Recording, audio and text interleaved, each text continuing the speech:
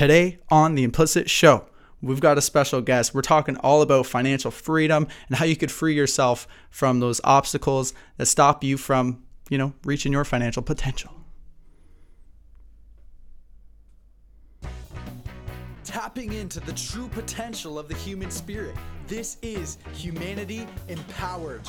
This is the Implicit Show.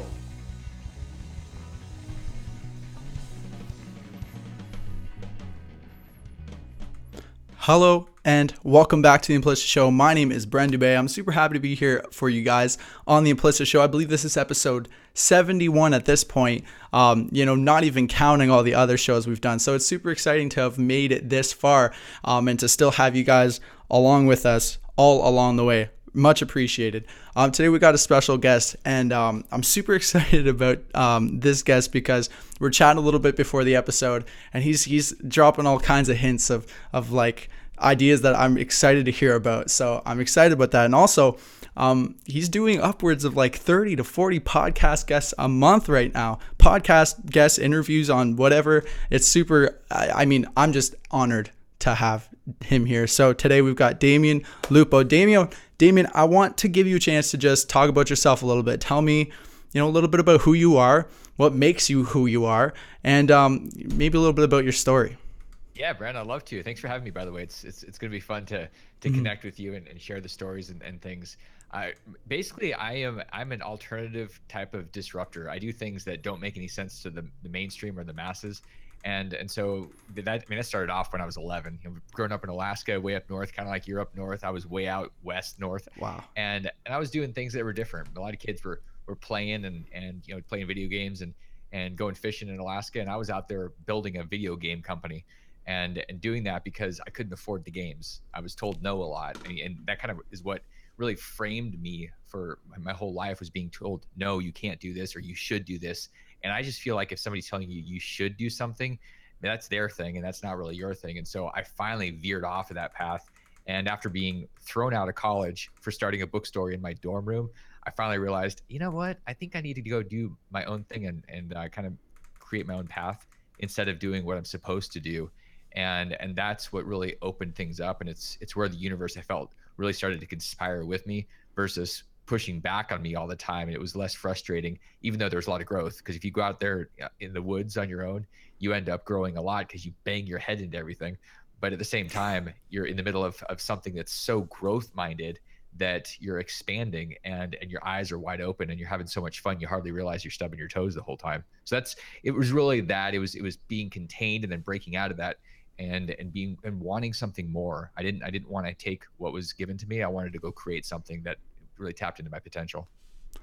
That's amazing. I could really relate to that. And a lot of us being told no and wanting to break free out of that and wanting to, achieve, something beyond the limitations other people may have said or society may have said, or sometimes we set upon ourselves, right?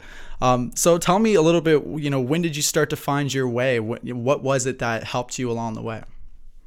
Well, I it's funny because one of the things that trapped me was this conventional, here are the things that keep you safe. And I think a lot of people have parents that have these rules in place because they don't want to see their kids they don't want to see them get hurt. And I grew up, I was the son of an Army veteran, and talk about rules. The military, it's all about rules. And so I was like, nah, these rules are making me crazy. It also gets me in trouble sometimes. But when I left college and I went off on my own and I started selling insurance and selling different things. And that's one of the things that we have to realize, that we're always selling something, we're always communicating. And it wasn't just about learning a skill and then being a robot in a factory. Those times are over. We've got to learn how to connect and be in relationship with people. So this idea of selling who we are and what we're all about and something of value to somebody else is what we have to become masters of. And that's when I went out into the world of insurance, I realized that was where I was supposed to be, not quite in insurance, but in connecting with people and solving problems. And that evolved into other businesses with venture capital and real estate. And then I started realizing there was something deeper, and everything I was doing was about solving financial problems. It was about transforming somebody's life. And the deeper I went into those relationships, the more I realized there's something that I could do that's beyond selling an insurance policy or a house. It's really transforming people so that they have the confidence to be able to design their own lives, that it's not helpful just to give people tools, and it's not helpful just to tell them what to do. You really want to help people get to the place where they can design it, they can think for themselves and create. And so that's what I do. That's what my company does with Total Control Financial. We're all about the person that we're working with having the confidence, because that's what financial freedom is. That's when you have the confidence to create, you no longer care what the markets do. No longer care what your portfolio looks like. You can lose everything, but the confidence sets you free. Mm-hmm. Yeah, you make a great point there. When I think of, there's financial freedom, and then on the other side is really like financial scarcity, and there's no confidence in scarcity.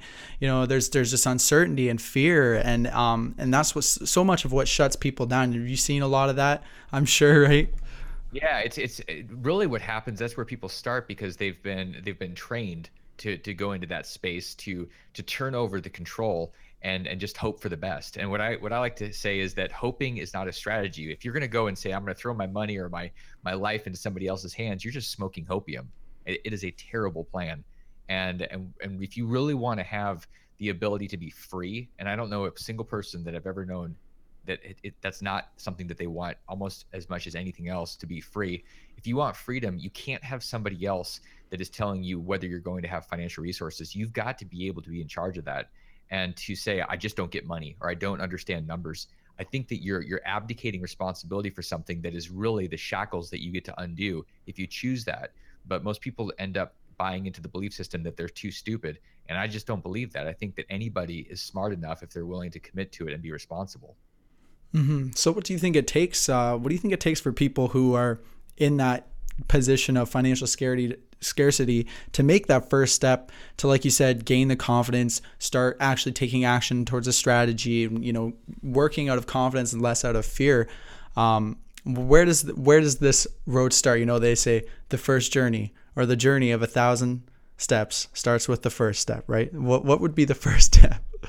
I think the first step is really what's happening right now. The people that, when you're listening to this show, you're listening to people share ideas. You're taking the first step, and then they go, okay, well, what's the second step? I mean, I'm listening. I'm here with you guys. Now what do I do?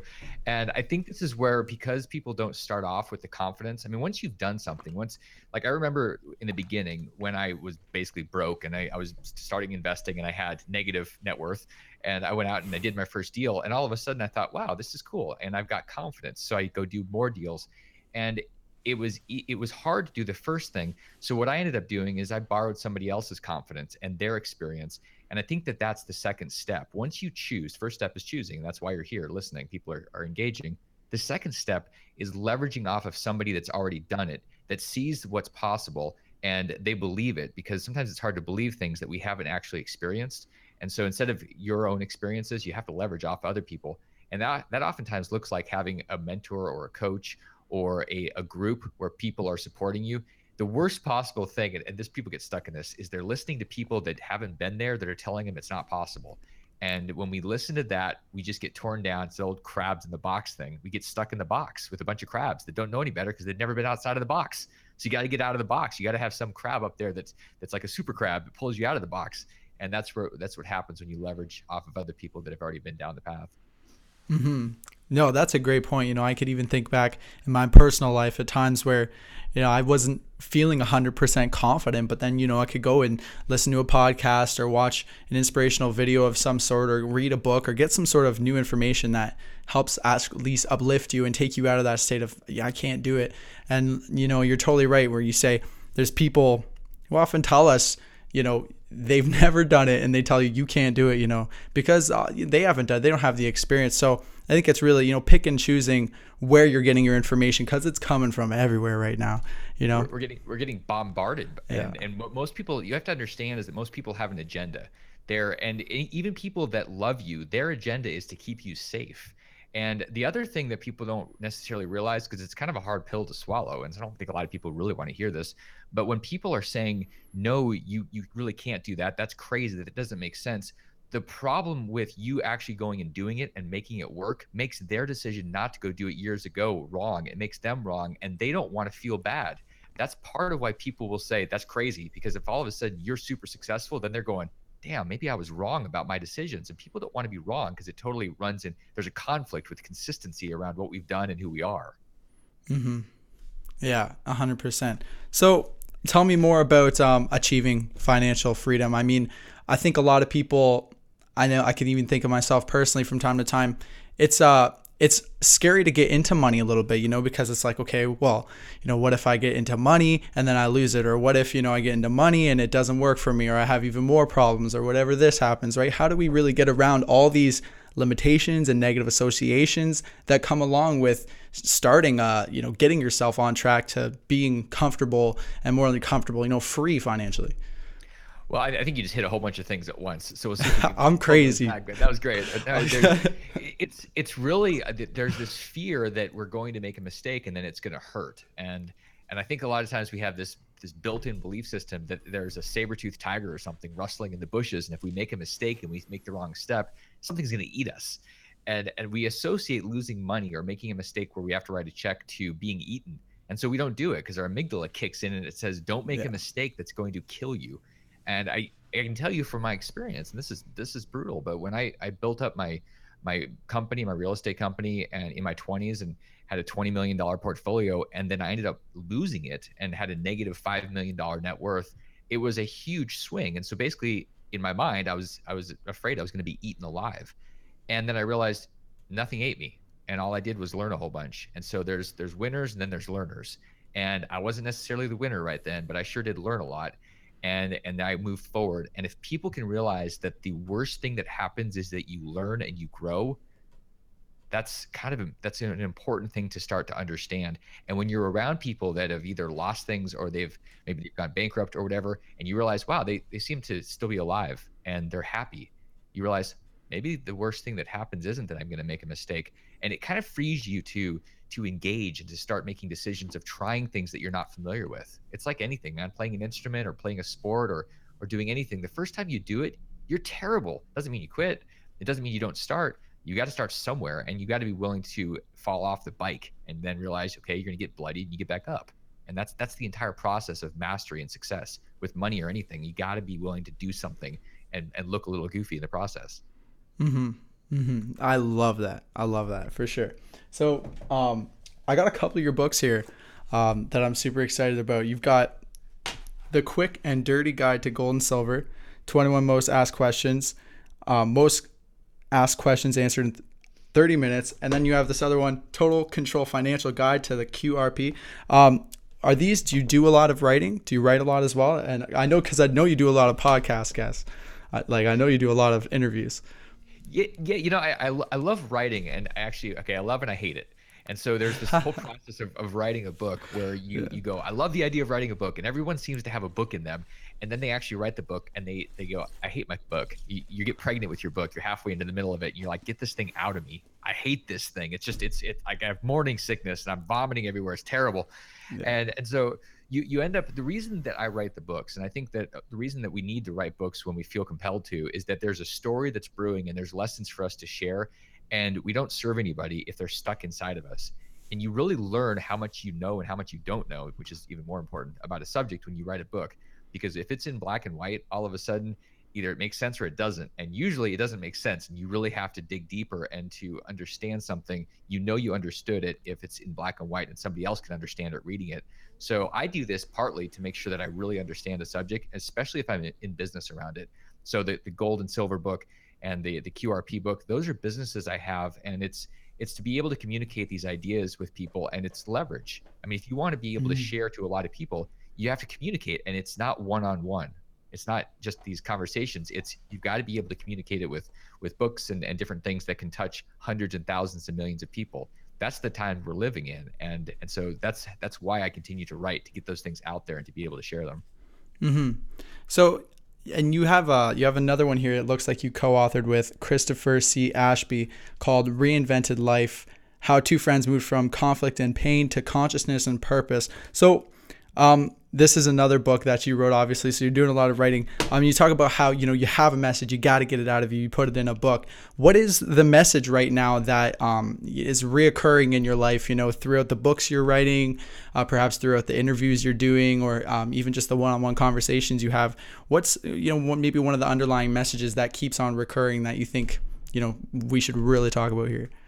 I think the thing that I'm seeing everywhere is that there's this excitement and terrifying feeling at the same time. It's pulling people in two different directions. They're excited about the globe and people being connected and all these technologies, and they're terrified about the implications for what happens with their financial lives, what happens with their work. Are they going to lose their job because it's being outsourced, automated, robotized? There's these competing things that are going on, and it's really because they're trying to do things and keep up. And you and I were talking about this earlier on the show, that you have to be willing to adapt and learn and grow, like literally daily, because if you're not, you're going to get run over, you're going to get passed. And people are constantly coming to me and saying, I don't know what to do, I'm kind of afraid for the future. And so they live in this paralyzed state. And that's the theme I'm getting by for a lot of people. It shifts a little bit as people get older, but it's really kind of concerning for, I think, everybody, because things are changing so fast and people are trying to figure out, well, what do I do? What's going to be around in 10 years? I have no idea. Your greatest asset isn't what you know, it's your speed at learning.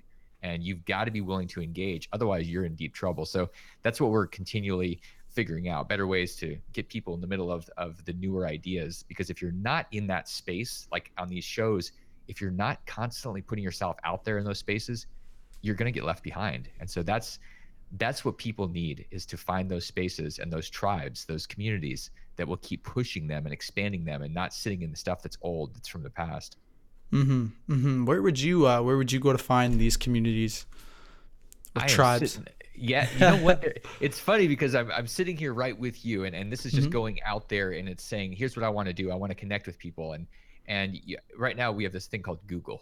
Everyone in the world has it. Little villages in Africa have it. Hmm. It's the ability to find the tribe that resonates with you, and I think the place that we have to find the tribe, we have to find the community that resonates with our values. It's not some place that just does things. And let me give you an example, because this is really, really important, and it was one of the most painful lessons ever, and one of the most important ones.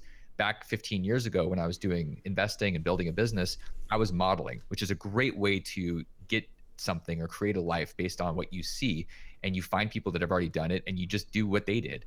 That's awesome. And I became wealthy. I had the Ferraris, and I had all this stuff like those people. I also ended up with the same values that they did. And so instead of being a great guy with a lot of money, I ended up being a not so great guy with a lot of money. And I really became who they were. So I didn't check to see what their values were. And that was the big mistake. And I think now we really have to ask the question, what are my values all about? Who am I? And then find the communities that align with that. So like, I don't do business or go into relationship with people for partnerships or anything if our values are misaligned. It might be a really cool, like amazing, exciting space to be in, but if it's not aligned, then I'm not going to go there.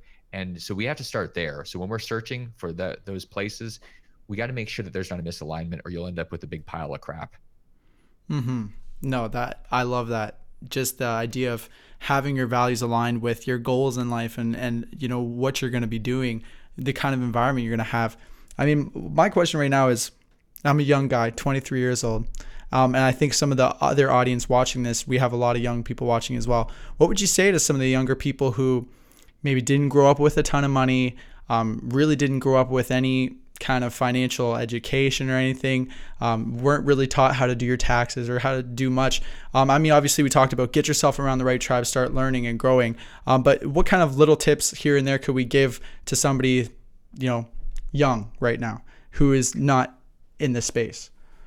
The best thing about being young is you've got a long time to figure it out, but that's also the Yeah. problem, because we tend to squander a lot of that time getting there, and all of a sudden we show up at 40 or 50 and go, crap, I should have listened to somebody a long time ago. I think the thing we can do is to find somebody, find that mentor that has been down the path and that down the road, and listen to them and really get constructive feedback.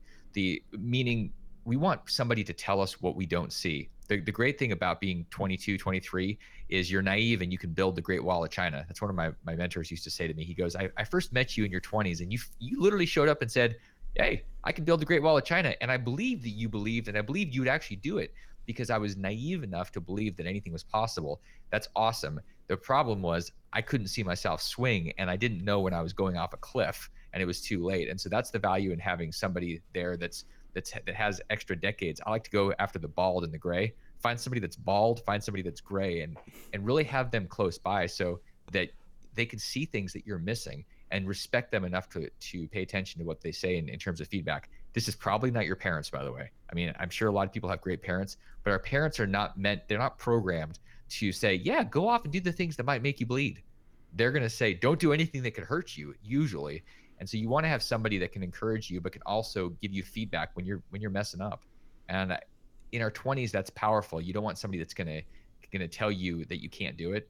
You want to use that youthful naivety. I find that as I get older, it gets harder sometimes to make decisions because I have a lot of pain and blood from my memory, and I don't want it again because it hurts. And so sometimes I think it's more powerful to be 22, 23 because you don't even know what you don't know, and you can use that to your advantage in a big way because you go out there and create things that I couldn't even fathom that's possible.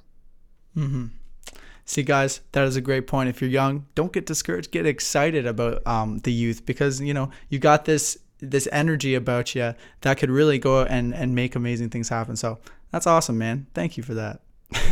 Go do it. I mean, this is the best thing about being in your 20s. I mean, I think that the generation in the 20s and 30s, especially 20s, the millennials and things, the folks that are there get trashed on a lot, and I think they got something that's so valuable. If they just embrace it and run with it, we'll see all sorts of new amazing things. The world will start shifting in the right direction. So I hope y'all do what you're supposed to do, which is go out there and create magic. Yeah, and the opportunities are amazing right now. I mean, I just think about what we're doing right now, live streaming to multiple platforms, putting podcasts up for every people all over the world to listen to. We've got books here, we've got computers and technology, and like you said, this amazing thing called Google. It's a beautiful time to be an entrepreneur, to be alive, to go out, even just to do what you love to do, because we aren't so restricted anymore. Well, We got robots now. No, it's true. And here's one of the steps. We talked about the first couple of steps. You're listening. You're in a space where you're learning, and then you find somebody. Here's another one. And this maybe this is step 2, or maybe it's step 3. But one of the things that you can shift everything in a moment is to use the 10x rule. And the 10x rule is whatever you're focused on, whatever your goals are. And I mean, hopefully everybody that's listening to this has written goals. Let's assume that that's the case. Okay, we've got written goals. Whatever those goals are, if you add a 0 to them and just figure out how to, whatever your relationships are, okay, what would it look like for them to be 10 times better? Whatever you're making, your income, what would it be? What would it look like? But what's the number if it's 10 times bigger? The reason that I suggest people doing this is because it knocks them off of their norm, and you're forced to go look for things that are on the edge. It forces you to say, okay, if I don't want to grow my income from 50,000 to 55,000, how do I go to 500,000 in the next year? It forces you to go way out there and start tapping into something that's bigger. We've got the whole world at our disposal right now. There's no reason that you can't 10x or 100x your life if you're willing to choose that and go open up to something that's different than what you had in the past. It's waiting for every single person right now. I mean, that's kind of exciting to me. No, I absolutely love that. I mean, just as we were talking before we went live, you're talking about how you were doing a few interviews here and there, and then out of nowhere, you're just like, how could I 10x this interview thing? And that's how this thing happened between us, right? Yeah. It's just asking a different question. I mean, really the answers you get, the results you get, are a function of the questions you ask. It's not about the answers. It's not that you have a better answer for the same question. How do I do better financially? It's that you ask a better question. When you ask that question, how do I multiply my income by 10 times? Boom, the universe goes, ooh, that's a good question. And then all of a sudden, people around you either going to tell you're crazy, or different people are going to show up and they're going to say, hey, I got an idea. Or they're just going to tell you what they've done. And all of a sudden you're realizing, wait, there are people that have actually done 10 times more. And then you start modeling them. So it's really the questions you're asked. That's what your life is, a reflection of the questions you ask. I love that, man. That's something that comes up on the show all the time. And now you guys aren't just hearing it from me, you're also hearing it from Damion. So think about it, guys. Be aware of the questions you're asking yourself. Yeah, and it's the stuff that we're telling ourselves, the rules that we constantly tell ourselves. So whatever's in your head, you can be your own worst enemy because the stuff you're telling yourself. So you have to be conscious of that and really ask yourself, what do I believe about these things that are keeping me stuck? When I hear people moaning and complaining about their lives, I really I listen to them and I go, those words that you're telling me are the same words that you're beating yourself up with every single day. And that's what's keeping you stuck. It's nothing external. It's not your family. It's not your friends. It's not your job. It's not your community. It's you telling you that you can't do something. So you're stuck as long as you keep telling it. And guess who's responsible? Who's in charge? You. Change that, you change everything today. Yeah. Love it. Love it. So Damion, man, thank you so much for coming on the show. I really appreciate it. Thank you for the books. I'm definitely going to get into this. Tell our listeners a little bit, how can they get a hold of you? How can they connect with you, what you're doing? How could they get a hold of some of your books, or whatever else you're up to? Cause I'm sure you're doing a lot. Yeah, best place for people to come visit me is totalcontrolfinancial.com. That's the company. That's where we're doing the work. That's where we're setting people free. You're gonna be able to reach me, connect with me, and really tap into a lot of resources there. So if you're feeling like you want something more financially, really what that means is financial. I mean, money is just a reflection of energy and value. So if you want something bigger in your life, if you want more freedom, then Total Control Financial is the place you want to go visit. And I'm gonna load you up until you're launching like a rocket. So come visit us there. Love it. Well, thank you so much again for coming on to the show. I appreciate just your energy. You know, I could tell you're on a mission to really help people solve the financial problems that they have going on in their lives. And for that, I admire you, Damion. Thank you. Thanks, Brent. I appreciate you having me. I appreciate everybody listening and appreciate the work you're doing, man. Perfect. All right, guys. So go to totalcontrolfinancial.com and make sure you connect with Damion. If you guys want to support what we're doing here at Implicit, you go to implicitentertainment.com, or you can find us at patreon.com/implicit. Find me all over social media at Brent Dubé. And thank you guys again for tuning in. We'll see you guys next week on The Implicit Show. Peace.